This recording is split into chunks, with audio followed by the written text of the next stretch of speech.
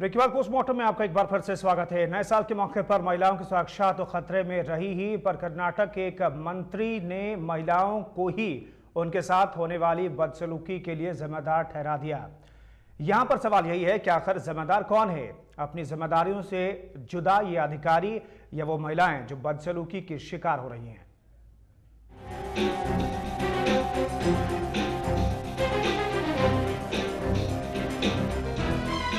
नए साल के मौके पर हुई हुड़दंग ने अब तक कई सवाल खड़े कर दिए हैं, तो दूसरी तरफ इस तरह की घटनाओं पर आई ताजा प्रतिक्रियाओं ने भी एक विवाद को फिर से तूल दे दिया। महिलाओं के साथ नए साल या आए दिन होने वाली छेड़छाड़ की घटनाओं पर कर्नाटक के महिला और शिशु कल्याण मंत्री सीसी पाटिल ने कहा कि महिलाओं को भड़काऊ कपड़े पहनने से पहले सोचना चाहिए। उन्हें पता होना चाहिए कि उनको अपनी कितनी स्किन ढकनी है। जब महिलाएं भड़काऊ कपड़े पहनती हैं, तभी पुरुषों के नैतिक मूल्यों में गिरावट आती है। इससे पहले आंध्र प्रदेश के डीजीपी वी दिनेश रेड्डी ने यही कहकर सबको चौंका दिया था कि महिलाओं के हल्के कपड़े ही बलात्कार के लिए जिम्मेदार हैं।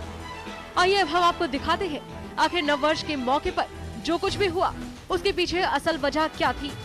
दरअसल नए साल के इस जश्न पर पूरे देश में शराब की रिकॉर्ड बिक्री दर्ज की गई। बात करें मध्य प्रदेश की तो केवल राजधानी भोपाल में 2 करोड़ रुपए की शराब की बिक्री हुई, जबकि इंदौर में शराब का कुल 3 करोड़ का व्यापार हुआ। बात अगर बिहार की करें तो राजधानी पटना में शराब का कारोबार लगभग 5 करोड़ का रहा। वहीं लखनऊ में ये 1.5 करोड़ रुपए की बेची गई। मतलब कह सकते हैं पूरे देश में शराब की जो खरीदारी की गई वो इन हुड़दंगियों के सर चढ़कर बोल रही थी। ऐसे में अब आप ही तय कर लीजिए कि जो बदसलूकी जश्न के नाम पर महिलाओं के साथ हुई, आखिर उसका जिम्मेदार कौन था। ब्यूरो रिपोर्ट, साधना न्यूज।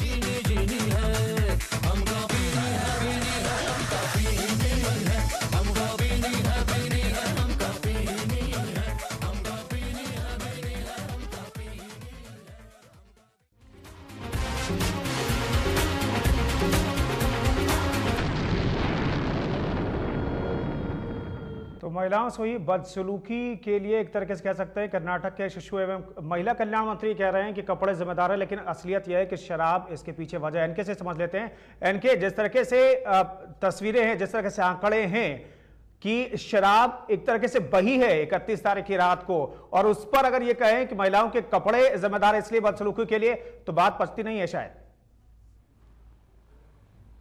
नहीं, देखिए दो चीज है। एक तो मंत्री जी का ये कहना या डीजीपी महोदय का कहना, अगर ये कहा जाए कि भाई लड़कियां या महिलाएं अगर कम कपड़े पहनती हैं तो उसके लिए बलात्कार के लिए या इस तरह की घटनाओं के लिए जिम्मेदार हैं, तो सवाल ये उठता है तो आप क्या कर रहे हैं, आपका सिस्टम क्या कर रहा है।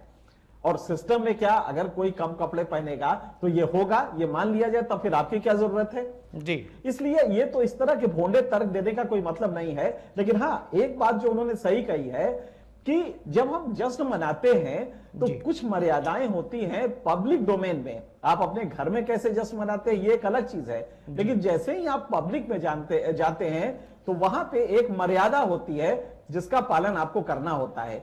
अगर महिला शराब पी रही है, अगर पुरुष शराब पी रहे हैं, शराब की नदियां बह रही हैं, तो नेचुरली आप अपने उन मूल्यों के सेंसेस में नहीं रहते हैं। लिहाजा मूल्य पहली कैजुअलिटी होते हैं। बिल्कुल। और आप उसको शायद इनवाइट करते हैं, वो पुरुष हो चाहे महिला हो। इनके रोकना चाहेंगे आपको, माफी चाहेंगे, रोकना चाहेंगे आपको। नीलम कटारा जी इस वक्त सामाजिक कार्यकर्ता फोन लाइन पर मौजूद हैं। नीलम जी, जो कुछ 31 तारीख और एक तारीख को हुआ, उसके लिए जिम्मेदार किसे कहेंगे? शराब की, क्योंकि एक तरीके से बेतहाशा बिक्री हुई, नदियों की तरह शराब बहाई गई।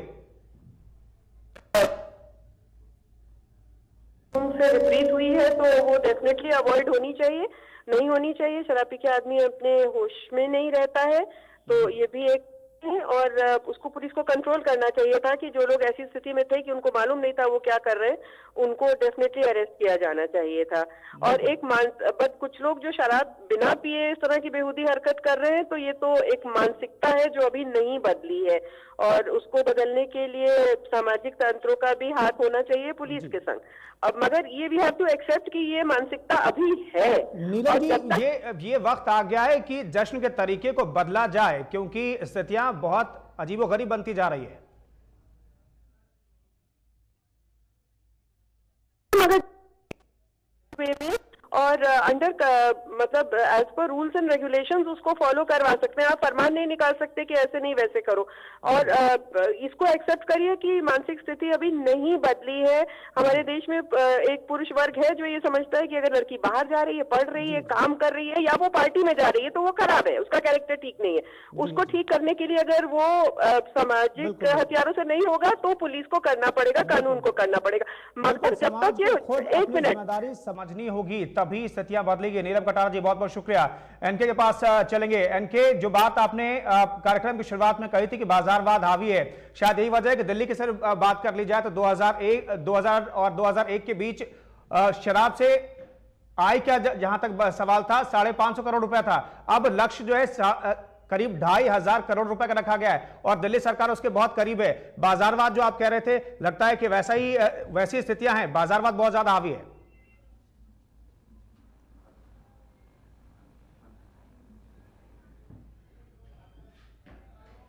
चलिए, एनके तक हमारी आवाज फिलहाल नहीं पहुंच पा रही है।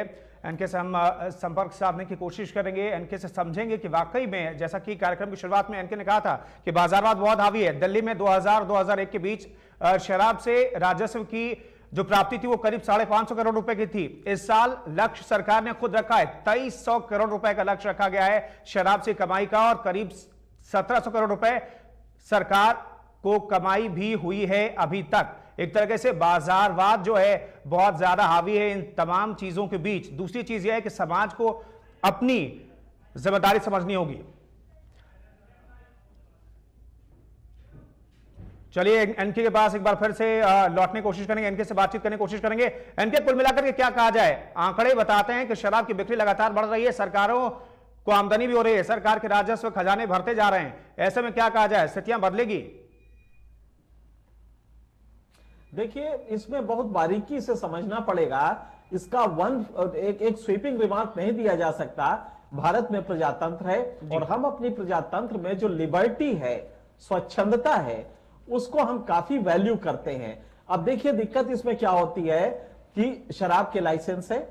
आप अगर कनॉट प्लेस में चले जाएं 31 दिसंबर को तो कम से कम वहां पे 50,000 आदमी होता है उस छोटी सी जगह में और शराब पीता है। वो जो कानून है हमारे यहाँ, वहां पे आप जरा सोचिए, किसी को भी स्त्री पुरुष को एक साथ रहना कहीं बुराई नहीं है और वो शराब पी के अगर कुछ करता है तो उसमें कोई, क्योंकि कानून कुछ नहीं कर सकता जब तक कि उसमें फिनेंशियल इन्वॉल्वमेंट ना हो।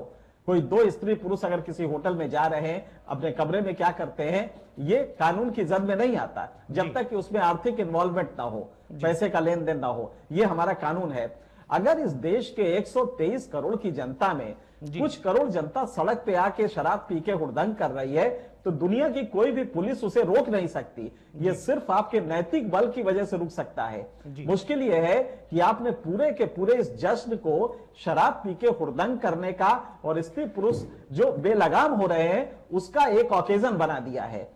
इसमें कोई दो राय नहीं है कि आप नया साल आ रहा है, आप बहुत अच्छी तरह मनाए, परिवार के साथ मनाए, बाहर निकल के मनाए, लेकिन न तो शराब की अपरिहार्यता है ना आप शराब पी के हुड़दंग करें, ये जरूरी है। तो मेरे ख्याल से आप देखें, वही मैंने जो उदाहरण दिया कि होली में भी होता है लेकिन होली में इस तरह का हुड़दंग आपने नहीं देखा होगा। तमाम रिलीजियस ऑकेजन है, कुंभ मेला है, कुंभ मेले में दुनिया का सबसे ज्यादा लोग कुंभ मेले में आता है। एक पूरा का पूरा यूरोप कुंभ मेले में बस जाता है लेकिन कोई हुड़दंग नहीं होता। तो इसका मतलब है कि आपका जो पर्पस है ये करने का, ये जश्न तथाकथित मनाने का, इसमें कई खराबी है कि आप जिस भाव से मनाते हैं वो भाव ही गलत है।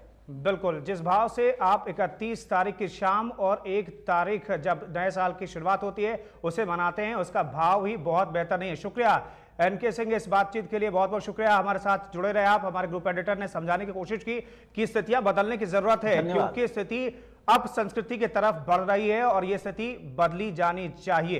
पोस्टमार्टम में आज फिलहाल इतना ही, रुकेंगे छोटे से ब्रेक के लिए। बने रहिए साधना न्यूज के साथ।